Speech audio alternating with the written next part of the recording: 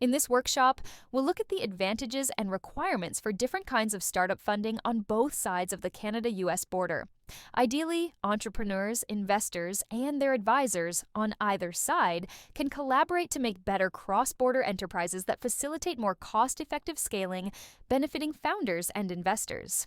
To date, the most promising Canadian high-growth companies have been acquired by U.S.-based private equity firms or their larger U.S. competitors. That's probably understandable, since the U.S. market is 10 times bigger than Canada's.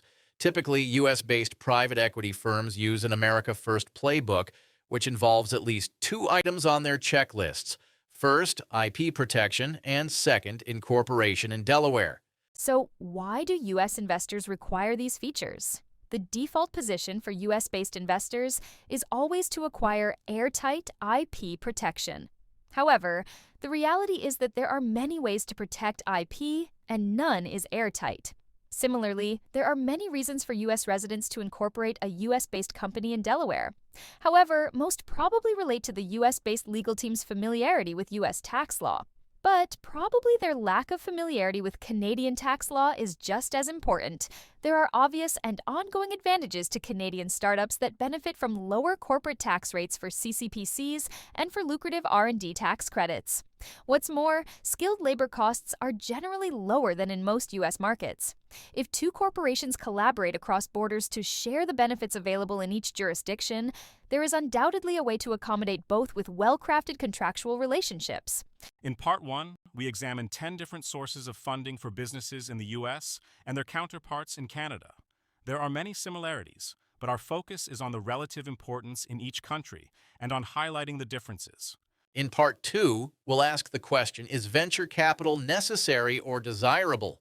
Predictably, the answer depends on many things. Perhaps just as important is deciding when to attempt an initial public offering.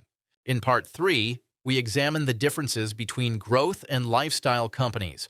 The findings reaffirm that neither path is better universally. Each has distinct risks and payoffs. It depends on founders' goals, aiming for a massive scalable enterprise or unicorn versus a control and profit-driven enterprise. The tech sector's culture often glorifies VC-backed growth, but data shows a majority of U.S. businesses, 99% plus, are small lifestyle businesses, reflecting that most entrepreneurs choose or end up on the organic growth path for practical reasons. And as investors become more profit-focused in recent years, the line is blurring. Even growth startups are pressured to show economic sustainability. In Part 4, we look at Canada's tax incentives and other grants for research and development. Canada has a distinct advantage here, particularly in relation to the R&D tax credit program. We'll also look at IRAP and interactive digital media tax credits. There are many other programs that we'll introduce. However, the first three are likely the most useful for smaller companies, i.e., those with fewer than 10 employees. These smaller companies represent the overwhelming majority of businesses in Canada. In many cases, even freelancers can organize themselves to take advantage of Canada's lucrative R&D tax credits. In Part 5, we look at going public. In particular, we'll look at Canada's capital pool companies. We examine a report by an investment advisory firm, Small Cap Discovery, that advises of the roughly 2,250-plus listed companies on the Canadian venture exchanges, which are among the most active startup stock exchanges in the world. Approximately 5%, if not less, are profitable. Most companies on the venture exchanges, TSXV, CSE, are very early-stage startups rather than true growth opportunities. For this reason, founders should be cautioned against using a public listing too early, since they will incur significant costs of being public and lose any tax incentives or low corporate tax rates during their early years. We'll reference an article that we wrote for the Main Street Journal, which highlights the experience of CHAR Technologies, exemplifying both the costs of being public and the loss of lucrative R&D tax credits. Note, CHAR Technologies did go public through a capital pool company, CPC.